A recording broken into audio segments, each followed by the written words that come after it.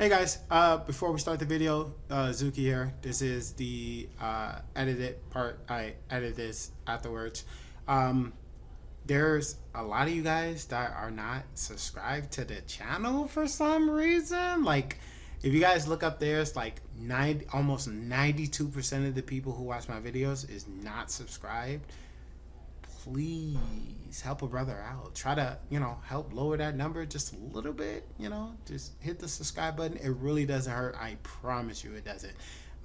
It really does help out the channel a lot. It helps me be able to produce more videos. I do eventually want to be able to do this as a full-time thing. So if you guys really want to help me be able to pump out more content for you guys on a regular basis, just make sure to hit the subscribe button for me. All right, I'm not going to hold you up too much longer. Please enjoy the video.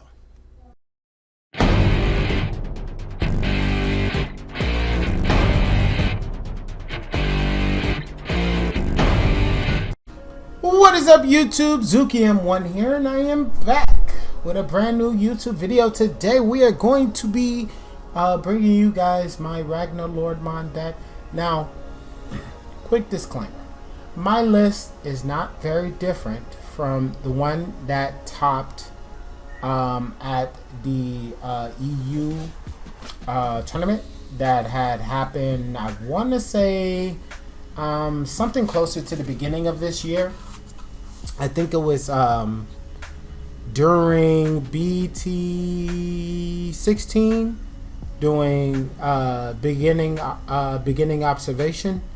So that was the last time I Ragnalordmon top, and I pretty much copied their list.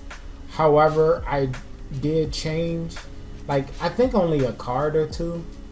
So we'll go over that really quickly. I think the only changes that we have that are really different between the two of us is I use ties in my list, and that's it. I just use ties. That's the only thing that's different between the list that topped and mine's. I feel that the tie is a lot more versatile compared to what they were using prior to. The ratios of the sixes just didn't feel that good to me, and I didn't like the one-off option card that they were using. The one where it forces your opponent to attack on the following turn. That costs a 1 memory, and you need to use a black. you gotta have a black facing color. I didn't agree with it, so I ended up taking those cards out and put in 3 ties. And I feel that this is way more efficient because you're guaranteed at least 4 memory every single turn to start your turn off, and that can really help you get into your plays a lot easier, especially if you're sitting in the breeding area and you use you just climb the line, get up to your 5, activate the effect of the egg, bounce one of the sources back, then digivolve into one of your 6s, and then put the 5, this one, in the source to force your opponent to attack. So let's go over the deck list first, in case you might not know what I'm talking about, and then we can go from there. So starting off our list, we got to go over the Digitama, which is the Emperor. Now, at first, I was not a fan of this card. I initially was using the red one, I think it was called Saka or something like that. It was the red one, basically, for the Ragnalordmon. But instead of you bouncing a card back to your hand to gain a memory, you had to put something in the source to gain a memory. And the reason why I was a fan of that one at first was because I was using the DNA Ragnalordmon, and that one has its own merits, to be sure, right? I have friends who've made OTK variants of Ragnalordmon using that, and I can showcase that at some point as well. But just know that the control variant, the one that we're using right now, this one is superior, right? It's just better in every single way possible as a control variant because it helps you recycle your resources, and it'll help open up a lot more doors for you to be able to reuse certain effects of them from the hand, because each one of these for the most part has a hand effect when you attach them into your source. So just know that this one is just better for the control variant, and the red one is more for the OTK variant. Next, we are running the Zubamon from EX6. It has the effect if you pay 1 memory to put this into your source, that Digimon can gain, if you put this at the bottom of one of your level 3s or a legendary arm trait Digimon, that Digimon gains 3k DP for the turn. Now, the reason why this really matters is because that Digimon is going to gain 4k plus the 2k that it gets from the inheritable, so it's going to gain 6 in total. That's a ton of DP to work with. So this one guy can give you a lot of DP to work with when it's your turn. So that can help you run through a lot of your opponent's cards and help you get in early checks against your opponent, which we'll go over in just a few seconds. But just know that this card is really good. It also has the effect of when an effect places this Digivolution card under this Digimon. So let's say you use one of your other legendary arms cards to put it in the source of him, you can draw 1 card. So it's another way to just draw cards if you need to draw a card. And one of the legendary arms helps you draw a card, so you'll be able to draw 2 by putting a card in the source that draws a card, and then his effect to draw a card. So really cheap way to draw 2 in this deck if you need to. And that that legendary arm also has the effect when attacking, you can delete it 3k or lower on your opponent's side of the board, so that'll also help you control the board on your with just a rookie as well. Next, we have the promo Zubamon. These were just recently reprinted in the regionals, so they should be slightly easier to get. The original promo Zubamons were going for 32s a piece, and you needed to run at least 3 copies. So that was already $96 for 3 copies of a card. So it was not within a lot of people's budgets. It also doesn't help that the deck isn't a tier 1 deck. So you're almost spending tier 1 prices, because Magnamon X Antibody is a $40 card. The Rapidmon is about a $35 card. And this is a $32 card for a tier 2 deck. You know what I mean? Like that was absurd prices to be spending on a deck that isn't the best. And that's not to say that Ragnar can't win. Obviously, like I told you before, they won an event with a pretty decent size amount of people who showed up to play as well. But $32 is $32. That's a lot of money to be spending on a card, but the card is insane. So let me read you the effects. The first is on play. By placing this card under one of your other Digimons in play, so it doesn't have to be a legendary arm, by the way, it can be any Digimon. You can reveal the top 3 cards of your deck. Place those cards at either the top or the bottom of your deck, so it allows you to scry the top cards of your deck. Scrying is a term that they use in Magic the Gathering for people who play Magic, but it basically just means look at the top few cards of your deck. It'll say like scry 3 if you're looking at the top 3, or scry 2 if you're looking at 2, and so on and so forth. But then you can place them either at the top or the bottom. Then if you put this underneath a legendary arm Digimon, gain 2 memory. So this card was insanely valuable in this deck, because not only does it allow you to set up your next few turns, but it also allows you to say, oh, I'm going to draw into some bricks. Let's put those to the bottom of your deck, and then you gain 2 for doing something that you wouldn't have been able to know at all, right? because you wouldn't have known if you would have drew into those cards, which would have slowed you down because you need to see certain pieces. He makes sure that you see those pieces, and you get to pick the order of when you see those cards as well. Insanely valuable. And on top of that, it gives you 2 memory back, and that's just the effect of it on play. The inheritable is even better. It generically gives your Digimon raid. So let's say you have one of your Digimons up, it doesn't have raid by itself. This guy will give a raid, and you're guaranteed to keep turn because you're gaining back 2 memory when you use this effect. Just so much value in this card. So much value. It's used in both the control variant and the OTK variant of Ragnalordmon.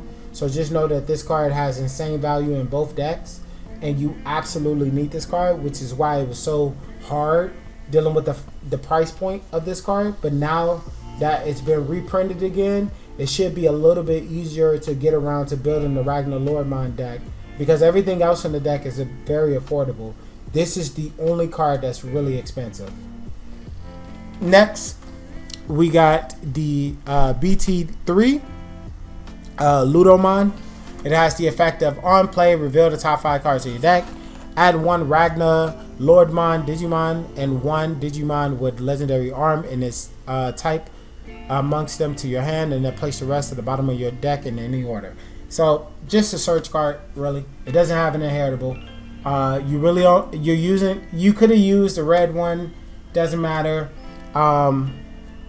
It's just, yeah, it didn't really matter, honestly. You could have used the red version, you could have used the black version, it doesn't matter.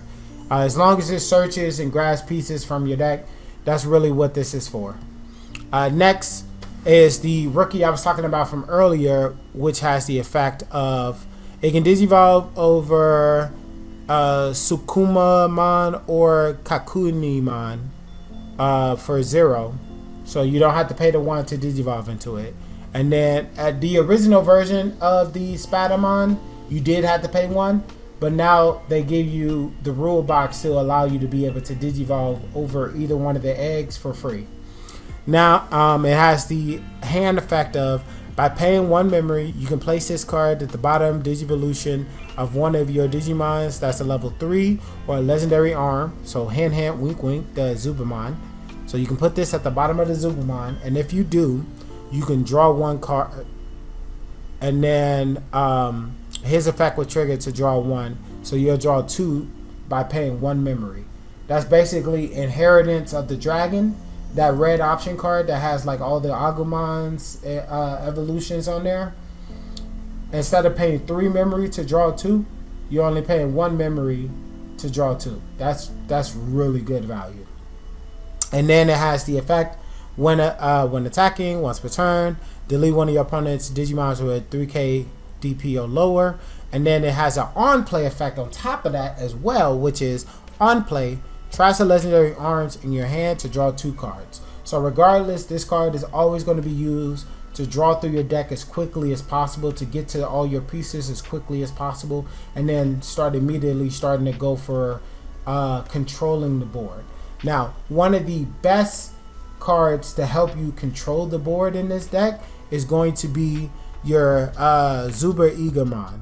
So Zuber Eamon has the effect of, it can digivolve over, it has a rule box of being able to digivolve over a legendary arm level 3 Digimon for 2. And then it also has the effect of, so that the reason why that matters, the rule box, is because if you digivolve over this or digivolve over this, it'll still work. Well, it'll work for this because this is red, but for this guy, because he's black, with that rule box, it allows you to be able to digivolve over him without having to worry about the color requirements. And then it has the effect of, if you pay 1 memory, you can place this at the bottom of the Digivolution card of one of your Digimons that's level 4 or a legendary arms Digimon. Then it gets 4k DP for the turn. So similar to Zubamon, it's just a bigger Digimon itself, but it gives the same amount of DP. It also has your turn. When an effect places a Digimon under this, it gains raid for raid and piercing. So the reason why that matters is because the first turn you're gonna go Zubamon, then Zuber Eamon, pass turn with 2. You're gonna promote. Let's say they put you back to 1. You promote, activate the effect of the egg to bounce back the Zubamon to your hand. You go to 2. You pay 1. Put the Zubamon underneath to swing into their rookie, and then pierce for 10k to because this is 4 plus the 4 and 2, so 8, 10. So yeah, 10k into their Digimon in the first check. So that's great value for early pressure, because you're swinging 10k into their security for for basically 1 memory and clearing a body off their board. So that's really, really good. It also has the inheritable of also giving 2k during your turn as well. So again, it's basically Zubamon. It's just a bigger Zubamon. So next we have TyLuton. It has the effect of on play, by placing this Digimon under one of your Digimons that is red or has legendary arm and its traits to the bottom of their Digivolution cards, one of your Digimons gain reboot until the end of your opponent's turn. And then it also gains the inheritable of, if it has legendary arm and trait, it gains blocker. So this one just allows you to be able to gain blocker, because your deck actually doesn't inherently have a way to gain blocker outside of this TyLuton. So he's actually kind of really important, just because there is no other way to naturally gain blocker outside of this guy. No, he actually doesn't have blocker either. Yeah. I think, yeah, there it is. The Broadway Ludermon also gives you blocker. But that's 4 ways to get blocker in this deck. So, needless to say, it can be pretty difficult to get the word if you don't have it already. So, this guy and this guy are kind of really valuable in this deck, because you don't actually have another way to make your dude into a blocker. And if you notice, you don't play any options. You don't play anything to help you gain advantage. This deck solely relies on just the Digimons themselves, which is why mass majority of the deck is all Digimon. The only thing that you can change is using the new dual color memory boost that they plan on releasing soon, which allows you to be able to search for a red or black Digimon and add it to your hand. So decks like this, which uses monocolors like black and then red, but are supposed to be worked in conjunction with each other, can finally use a memory boost that can actually help their deck, and they don't have to worry about whiffing all the time. So this TyLuton is super important. Next, we got the EX6 TyLuton. It has the effect of, by playing 1, you can put this at the bottom of one of your red Digimons or a legendary arms traits. That Digimon gains 2k DP until the end of your opponent's turn. And then your turn, when an effect places this at the bottom of at the bottom of this, he gains blocker and reboot. So he naturally gives himself blocker and reboot, but you have to put something in the sources, and he has to be the card that's on top. So let's say, for instance, this TyLuton was the one at top. I placed a Zubamon at the bottom of it. It gained blocker and reboot, and then I digivolve into the Ragnalordmon or the Daral. They will keep the blocker reboot because it's still the same Digimon. They just won't be able to trigger it again on your upcoming turn. So just another way to let you know, like, all your black level 4s are the only ways to get blocker in this deck. Next, we have the Daralmon. This one is where you really start to feel the power of the deck is in your 5s. So this guy, you got to pay 2 memory to place this at the bottom of one of your black Digimon. At the bottom of one of your Digimons. It is the same for the EX6 TyLuton. It doesn't care about the color. You can either put it at the bottom of one of your level 5s or a legendary arms trait Digimon. It gains security attack +1. And also, once per turn, when an effect places this, places a card underneath him, he'll gain raid and piercing. So if you notice, all of the red have the same effects, and all of the black have all the same effects essentially.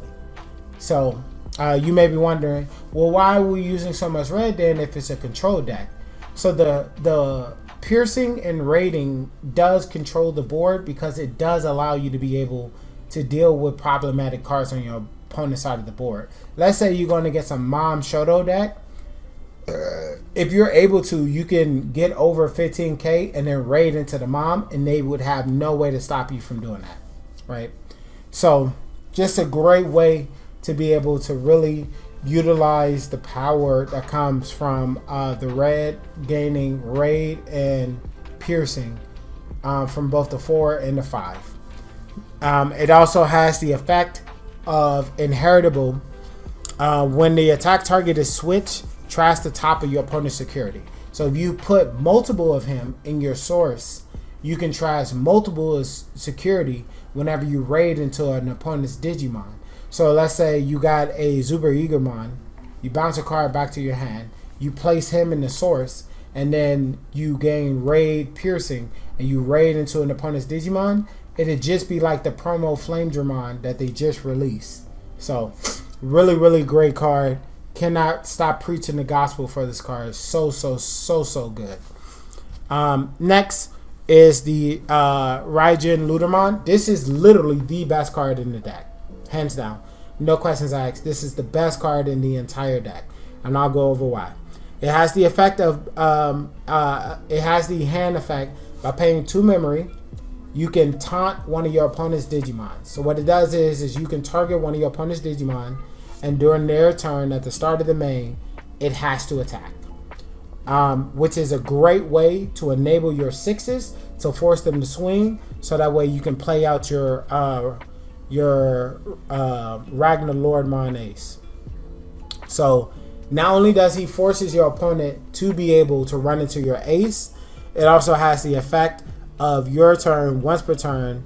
If a card places something in its sources, it gains blocker and reboot. So just like the other 4, is able to also gain blocker and reboot. So let's say Ragnalordmon is the one that's facing, you put something in the sources, and then you digivolve over it, it'll have blocker and reboot for the following turn, during your opponent's turn.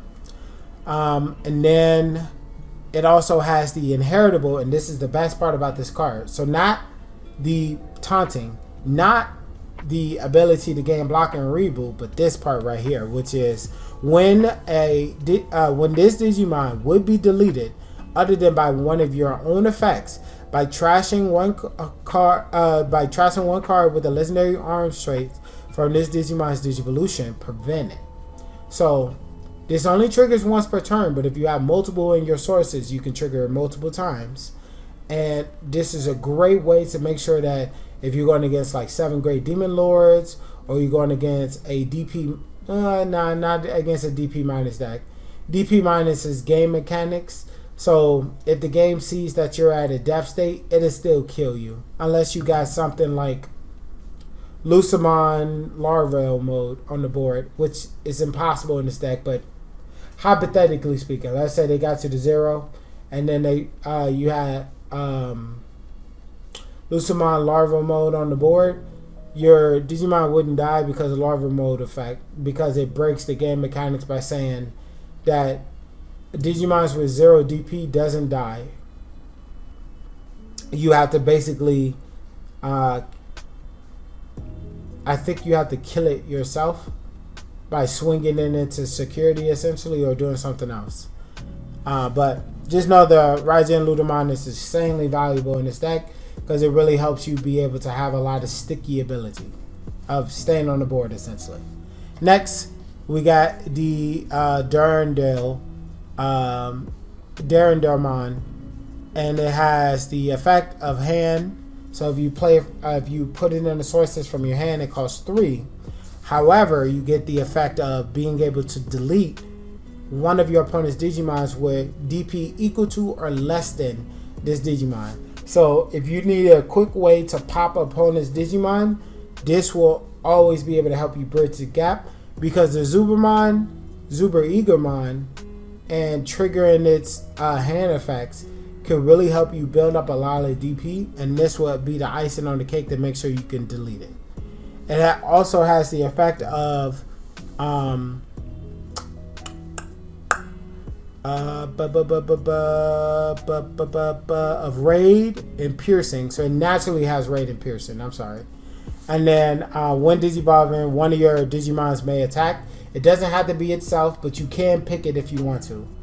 And then if this Digimon is Ragnalordmon and it attacks, none of your opponent's security effects activate.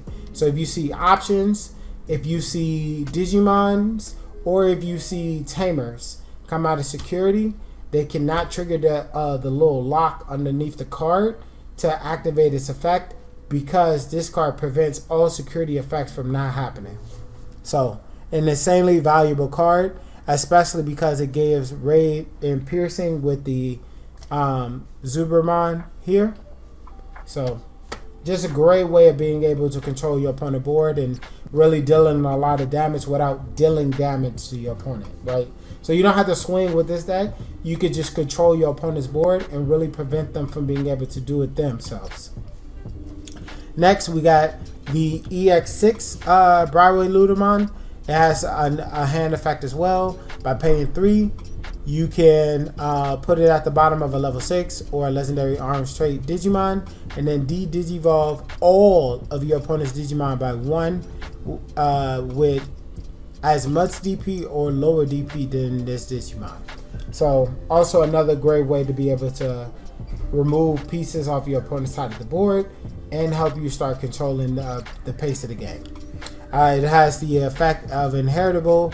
You gain blocker, and then during your opponent's turn, just during your opponent's turn, mind you, not during your turn, but during your opponent's turn, while this Digimon is Ragnalordmon, this Digimon can't leave the battle area other than by your own effects or by deletion. So this card really helps you be able to protect your Ragnalordmon and be able to really set up a lot of the damage that you're going to do on the following turns, essentially. Next, we got the structure deck Broadway Ludomon. It has the effect of when one of your Digimons places a Digivolution card under this Digimon, your opponent's effects can't delete this Digimon or return it to the owner's hand or deck until the end of their turn.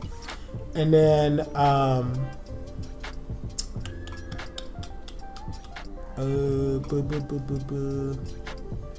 when Digivolving, reveal the top 3 cards of your deck. You may play one Digimon with legendary arms without paying its memory costs, and place the rest at the bottom of your deck in any order. That part of the effect doesn't matter as much anymore. This was definitely really used in the bingo or pachinko style of Ragnalordmon back in the day. It doesn't matter as much anymore, but you can get some benefits off of it because you can trigger the on-play of the Spadamon. You can trigger the on-play of you could trigger the on-play of the Zubamon, and you could trigger the on-play of the Ludomon. You could trigger the on-play of TyLuton. So you got a few on-plays that you could trigger off its effect, but you don't play it for that. You play it for the inheritable, which is while this Digimon is Ragnalordmon, it isn't affected by the effects of your opponent's Digimons during their turn. So that's just huge, right? No options, no tamers, no nothing. You can't do anything to me during your turn. I'm just completely immune. This card is absolutely bonkers. So you definitely need to play it. But you also really want to play this because you want to have blocker natively. And it's just also just a really good card. This is better than this one, but this one, inheritable, is better than this one, if that makes sense. So that's why you run both copies.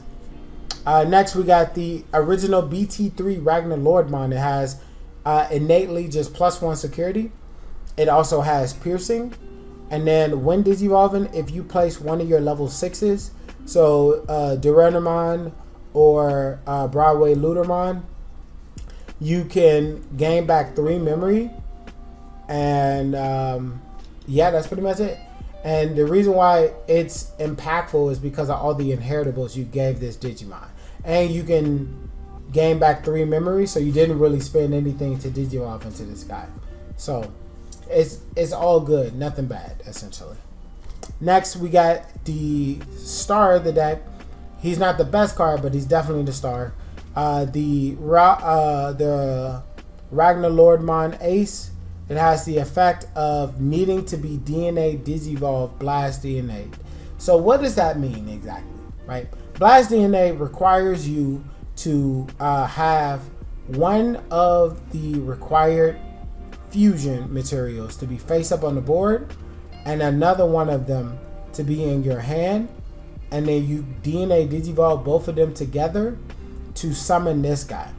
If you have both of them on the field, it won't work. If you have one on the field and one in hand, that works. And if you have one on the board, if you have both on board, but you have another copy of one or the other in your hand, you could do it that way as well. But again, it just won't blast on the board. It will only blast in your hand as long as you got one copy of his fusion requirement in your hand.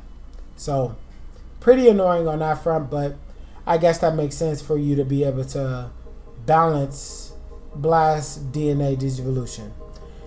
Next, it has the effect of on play / when Digivolving, trash the top card of your opponent's security stack.